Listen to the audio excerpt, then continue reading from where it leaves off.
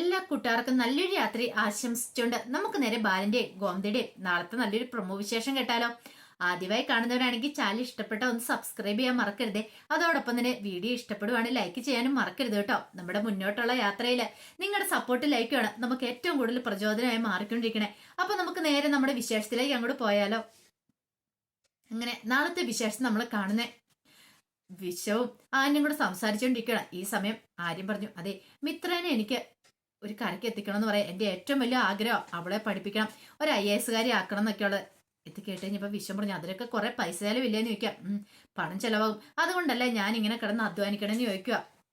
അവളുടെ കാര്യത്തിൽ ഒരു തീരുമാനം എത്തിക്കണം, അതിനുശേഷം മാത്രം ഞാൻ എന്നെക്കുറിച്ച് പോലും ചിന്തിക്കുന്നുള്ളൂ എന്ന് പറയാം. ഒരു നല്ല ജോലി കണ്ടെത്തണം, കുറച്ചുകൂടെ ശമ്പളമുള്ള. ഇത് കേട്ടൻ വിശ്വം പറഞ്ഞു, ഇനി എന്ത് ജോലിയാ എനിക്കറിയില്ല, എവിടെയായാലും എത്രയും നല്ലൊരു ജോലി കിട്ടുവാണെങ്കിൽ നന്നായിരുന്നു പറയണേ. ഇതിപ്പം കുഴപ്പമില്ല, രാവും പാലും എന്ന് പറഞ്ഞാൽ കിടന്ന് അധ്വാനിക്കുന്നതുകൊണ്ട് കുഴപ്പമില്ല. എന്നാലും ഇതൊന്നും പോരാ, അവളെ ഒരു കോച്ചിങ് സെന്ററിൽ ചേർക്കണം. കാരണം പ്രിലിമിനറി ഒക്കെ പാസ്സാണെങ്കിൽ നല്ല കോച്ചിങ് കാര്യങ്ങളൊക്കെ വേണം. ടെസ്റ്റൊക്കെ ഉണ്ടെന്ന് പറഞ്ഞാൽ പോലും അതൊന്നും പോരാ. IAS കോച്ചിങ്ങിനെന്നൊക്കെ പറഞ്ഞാൽ നല്ല പൈസയാവുന്ന കാര്യമാണ്. അപ്പൊ അതിന് വേണ്ടിയിട്ട് അവളെ ഒരു കോച്ചിങ് സെന്ററിലൊക്കെ ചേർക്കണമെന്ന് പറയാണ്. ഇത് കേട്ടൻ വിശ്വം പറഞ്ഞു, അത് ശരിയാ, നിനക്ക് ആഗ്രഹമുണ്ട്, പക്ഷേങ്കിൽ അതിന് പൈസയൊക്കെ വേണ്ടേ. ഒരു കാര്യം ചെയ്താൽ നിന്റെ വീട്ടുകാരോട് ചോദിച്ചാലും ചോദിക്കാം. വീട്ടുകാരോടോ? അതൊന്നും നടക്കുന്ന കാര്യമില്ലെന്ന് പറയണം. അവരോട് പൈസ ചോദിച്ചിട്ട് ഞാൻ മിത്രനെ പഠിപ്പിക്കുന്നില്ല, അല്ല പിന്നെ അന്ന് പിന്നെ മിത്രയുടെ വീട്ടുകാർ സഹായിക്കില്ലേന്ന് ചോദിക്കാം. അതൊക്കെ നടക്കുന്ന കാര്യമാണ് വിശ്വ, അതൊന്നും ഞാൻ ചിന്തിക്കുന്ന കാര്യമില്ല. എന്നെ കൊണ്ട് പറ്റുന്ന പോലെ ഞാൻ അവളെ സഹായിക്കും. അവളെ അങ്ങനെ ഒരു IAS കാരിയായി കാണാൻ എനിക്ക് ആഗ്രഹമുണ്ടെന്ന് പറയണേ. പിന്നീട് കുറെ സമയം കൊണ്ട് സംസാരിച്ചിട്ടാണ് അവര് പിരിയണേ. ഈ സമയത്ത് ആകെപ്പാടെ ഭ്രാന്ത് പിടിച്ച അവസ്ഥയിലായിരുന്നു അലോകും അച്യുതനും കൂടെ. എന്ത് ചെയ്യണമെന്ന് അറിയത്തില്ല. കല്യാണം മുടക്കാൻ പോയി, പക്ഷെ കല്യാണം മുടക്കാൻ പോയിട്ട് കല്യാണം മുടക്കാൻ പറ്റില്ലല്ലോ. അതിന്റെ ഒരു സങ്കടം രണ്ടുപേരുടെ മനസ്സിലുണ്ടായിരുന്നു. ഇനിയിപ്പോ എന്ത് ചെയ്യൂടാ മോനെ, ആ കല്യാണം നടന്നു കഴിഞ്ഞിട്ടുണ്ടെങ്കിൽ നമ്മൾ തലയെ മുണ്ടിട്ട് നടക്കേണ്ടി വരും. കാരണം ബാലന്റെ മുന്നിൽ നമ്മൾ തോറ്റു തുന്നം പാടം പോലെ. അല്ലെങ്കിൽ തന്നെ അയാൾക്ക് ഇത്തിരി അഹങ്കാരം കൂടുതല.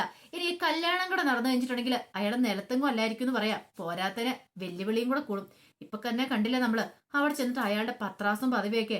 അത്രയും വലിയൊരു വീട്ടിൽ നിന്ന് ആനന്ദിന് വിവാഹം ആലോചിച്ചിട്ടുണ്ടെങ്കിൽ അച്ഛാ കുറച്ച് നേരത്തെ ആയിരുന്നെങ്കിൽ അതെ ആ പെൺകുട്ടിയും എന്റെ വിവാഹം നടത്തായിരുന്നില്ലേ, ഞങ്ങളുടെ രണ്ടുപേരും നല്ല മാച്ചാരെന്ന് പറയാം. ഇനി പറഞ്ഞിട്ട് കാര്യമല്ലോ, കല്യാണം ഉറപ്പിച്ചില്ലെന്ന് ചോദിക്കുക. അവരാണെങ്കിൽ ഈ കല്യാണത്തിന് പിന്മാറാനും തയ്യാറാന്ന് എനിക്ക് തോന്നുന്നില്ലെന്ന് പറയാണ്. ആ സമയം ഉദയഭാനും ശ്രീകലയും കൂടെ ശ്രീദേവിയുടെ അടുത്തേക്ക് വരുവാണ്. പിന്നീട് പറഞ്ഞതേ ഇങ്ങനെയൊന്നും എന്നിട്ട് കാര്യമില്ല, ഇനി കല്യാണത്തിന് ഇനിയിപ്പോ എന്താണല്ലോ അധികം നാളൊന്നും ഇല്ലെന്ന് പറയണ. ഇത് കേട്ടപ്പോഴത്തേനും ശ്രീദേവി ചോദിച്ചു, അതിനിപ്പോ ഞങ്ങൾ എന്ത് ചെയ്യണം? എന്ത് ചെയ്യാനാന്നോ? ശ്രീദേവിയോട് പറഞ്ഞു, അവളൊന്നും ചെയ്യണ്ട, പക്ഷെ നീ ചെയ്യണമെന്ന് പറയണം. ഞാൻ എന്ത് ചെയ്യാനാ അച്ഛാ? നീ പാട്ട് പഠിക്കണം, സംഗീതം പഠിക്കുന്ന കാര്യത്തെക്കുറിച്ച് പറഞ്ഞില്ലായിരുന്നോ? അതിനൊരാളെ ഏർപ്പാടാക്കിയിട്ടുണ്ടെന്ന് പറയണം. എന്റെ അച്ഛാ ദേ ഈ കുറഞ്ഞ ദിവസം കൊണ്ട് ഞാൻ എങ്ങനെ സംഗീതം പഠിച്ചെടുക്കാനാന്ന് ചോദിക്കും. അതെ ഇത് കേട്ടപ്പോഴത്തേനും ശ്രീവിദ്യ പറഞ്ഞു, അത് ചേച്ചിക്ക് അത്യാവശ്യം കഴിവുകളും കാര്യങ്ങളൊക്കെ ഉള്ളതല്ലേ, ചേച്ചി അങ്ങോട്ട് പാടിയാൽ മതി എന്ന് പറയണം. പിന്നെ അയാളെ ഒന്ന് പാട്ട് പഠിപ്പിച്ച് ചെയ്യുമ്പോഴത്തേനും കുഴപ്പമൊന്നും ഇല്ലേ ചേച്ചിക്ക് നന്നായിട്ട് പെർഫോം ചെയ്യാൻ പറ്റുമെന്ന് പറയണം. അതൊക്കെ നടക്കുമോ എന്റെ വിദ്യയെന്ന് ചോദിക്കണം. അതൊക്കെ നടക്കും ചേച്ചി എന്ന് പറയാണ്. അങ്ങനെ പിറ്റേ ദിവസം ശ്രീദേവിനെ പാട്ട് പിടിപ്പിക്കാനായിട്ട് ആൾ വരുവാണ്. അങ്ങനെ ശ്രീദേവി ശ്രീവിദ്യയും കൂടി ഇരിക്കുകയാണ്. എന്നിട്ട് അയാൾ പാട്ട് പിടിപ്പിക്കുന്ന വന്നു കഴിയുമ്പോഴത്തേനും അയാൾ പാട്ടിന്റെ കാര്യങ്ങളൊക്കെ പറഞ്ഞു കൊടുക്കുവാണ്. ഈ സമയത്ത് എല്ലാം കേട്ടുകൊണ്ട് ശ്രീദേവി ശ്രീവിദ്യയും കൂടി ഇരിക്കുന്നുണ്ട്. പിന്നീട് അയാള് രണ്ടുപേരും മൂളാനായിട്ട് പറഞ്ഞു കഴിഞ്ഞപ്പോഴത്തേനും ശ്രീദേവി ഒരു പാട്ടം കൂടെ മൂളുവാണ്. ഇത് കേട്ടുകഴിഞ്ഞപ്പോഴത്തെ അയാളുടെ കിളി മാറിപ്പോയി. എന്റെ ഭഗവാനെ, ഇതുപോലെ ഒരെണ്ണത്തിനെയാണോ താൻ പാട്ട് പഠിപ്പിക്കാൻ വന്നതെന്നൊരു ചിന്തയുണ്ടായി. പാട്ടിന്റെ രാഗവും താളവും ഈണവും ഒക്കെ ഏത് വഴി പോയെന്ന് പോലും അറിയത്തില്ല. ദൈവമേ, ഇതിനെയൊക്കെ എങ്ങനെ താൻ പാട്ട് പഠിപ്പിച്ചെടുക്കും? ശ്രീദേവി അങ്ങനെ പാടി കഴിഞ്ഞ് കഴിഞ്ഞപ്പോഴത്തേനും ഉദയഭാനു ചോദിച്ചു, എങ്ങനെയുണ്ട് എന്റെ മോളുടെ പാട്ട്? നല്ല സൂപ്പർ അല്ലേന്ന് ചോദിക്കുകയാണ്. അയാൾക്ക് എന്തേലും പറയാൻ പറ്റുമോ? കാരണം പൈസ കിട്ടണ്ടല്ലോ. അയാൾ പറഞ്ഞു, നല്ലതാന്ന് പറയണേ. അതെ ഒരു കാര്യം ചെയ്യാതെ ഇതൊന്നുകൂടെ ഒന്ന് പരിഘോഷിപ്പിച്ച് അങ്ങോട്ട് എടുത്താൽ മതി എന്ന് പറയണം. എന്റെ മോളല്ലേലും കണ്ടോ സൂപ്പറായിട്ട് പാടും. ഇനിയിപ്പോ അവിടെ ചെന്ന് ബാലന്റെ വീട്ടിൽ ചെന്നിട്ട് പാടാനുള്ളതെന്ന് പറയണം. അയാളുടെ എങ്ങനെ വീട്ടിൽ ചെന്ന് പാട്ടുണ്ടെങ്കിൽ മിക്കവാറും അയാൾ ഇറങ്ങി പോയാൽ തന്നെ എന്ന് പാട്ട് പഠിപ്പിക്കാൻ വന്ന അയാള് മനസ്സിൽ വിചാരിക്കുകയാണ്. പിന്നീട് അയാൾ കുറെ സമയം കൂടി ഇരുന്നിട്ട് അങ്ങോട്ട് പോകുന്നത്. ഈ സമയത്ത് ദേവി പറഞ്ഞു, അതെ എനിക്ക് പറ്റുന്നില്ല എന്റെ അച്ഛൻ. അയാൾ പോയി കഴിഞ്ഞപ്പോഴത്തേനും എന്തൊക്കെയാ അയാൾ പറഞ്ഞു തരുന്നേ, എന്റെ തലയിലേക്കൊന്നും കേറുന്നില്ലെന്ന് പറയണം. ഞാൻ അപ്പോഴേ പറഞ്ഞല്ലേ എനിക്ക് ഈ സംഗീതം ഒന്നും വേണ്ടെന്ന്. എന്റെ മോളെ അതൊന്നും പറഞ്ഞിട്ട് കാര്യമില്ല. അവിടെ പോയി നമുക്കൊരു പിടിച്ചുവെപ്പ് ഉണ്ടാവണമെങ്കിലേ കലയെല്ലാം നമ്മൾ അറിഞ്ഞിരിക്കണം. പാട്ട് ഡാൻസ് ഇതൊക്കെ വേണം. ഇനിയിപ്പോ ഡാൻസിന് വേണ്ടിയിട്ട് വേറെ ആളെ ഏർപ്പാടാക്കിയിട്ടുണ്ട്. ഡാൻസ് നന്നായിട്ട് അറിഞ്ഞിരിക്കണമെന്ന് പറയണം.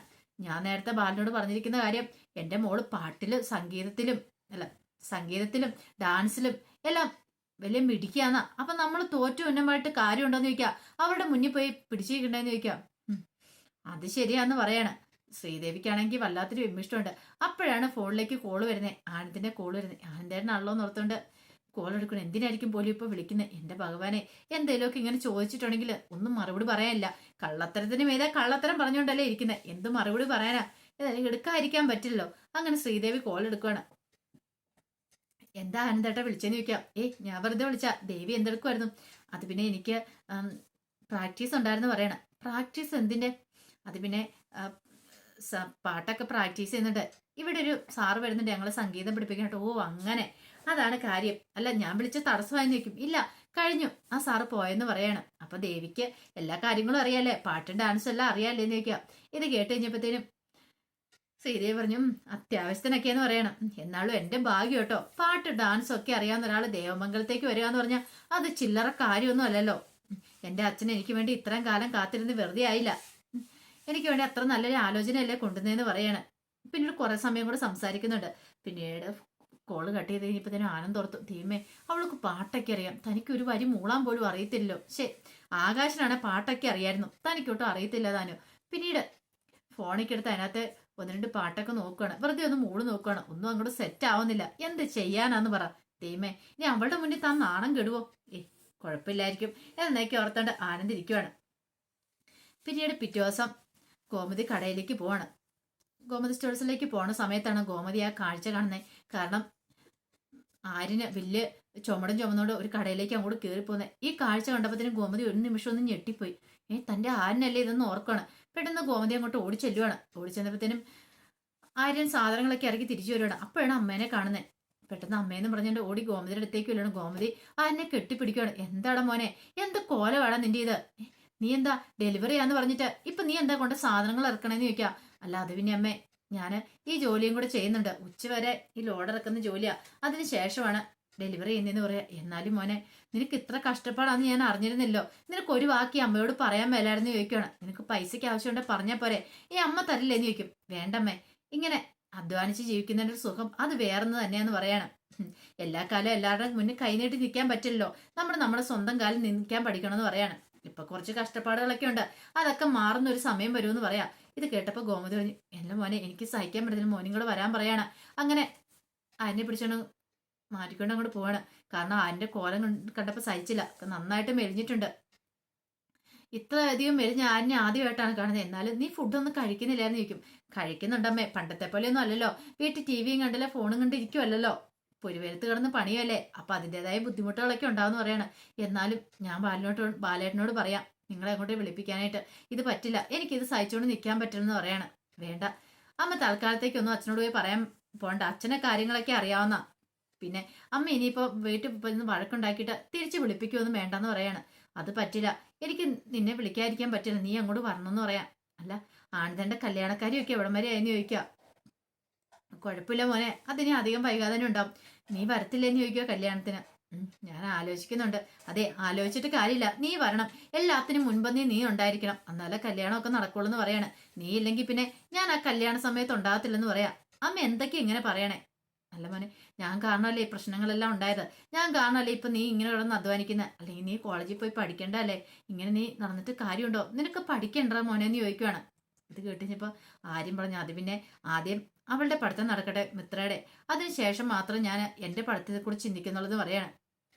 അത് പറഞ്ഞിട്ട് കാര്യമില്ല, നീ പഠിക്കണം. നീ ഇങ്ങനെ നടന്നിട്ട് കാര്യമില്ല. ഞാനൊരു കാര്യം ചെയ്യാൻ ബാലേട്ടനോടാണ് പറയാൻ പണത്തിന്റെ കാര്യം. പക്ഷെ ആരും അതൊന്നും സംഭവിച്ചില്ല.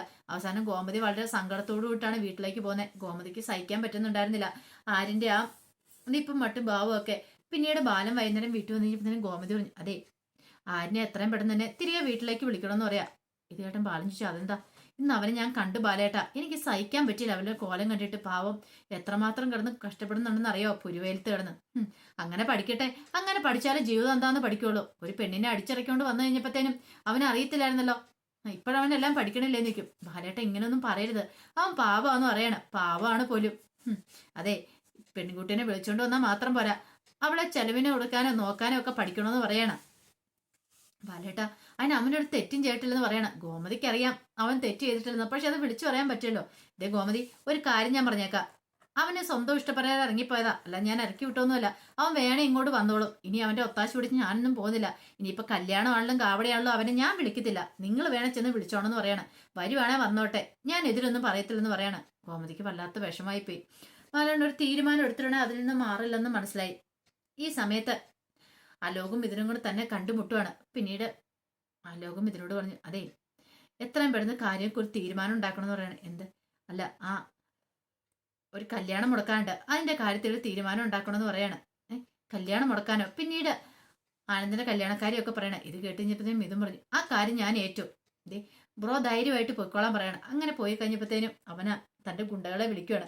വിളിച്ചിട്ട് ആദ്യം പറഞ്ഞ കാര്യം കല്യാണം മുടക്കുന്നതിനെ കുറിച്ചല്ല, ആരിനെ എത്രയും പെട്ടെന്ന് ഒഴിവാക്കണം, അവനിട്ട് ഒരു പണി കൊടുക്കണം. കാരണം അവന് ഈ ജീവനോടെ ഉണ്ടെങ്കിൽ തനിക്ക് ബാധ്യയാന്ന് മനസ്സിലായി. കാരണം സ്വർണ്ണം അടിച്ചു മാറ്റിക്കൊണ്ടുപോയത് താനാണല്ലോ. അപ്പൊ തന്നെ അവൻ പിടികൂടുമെന്ന് പറയാം. അതിനേക്കാൾ ഉപരി മിത്രനെ തനിക്ക് സ്വന്തമായിട്ട് കിട്ടത്തില്ല.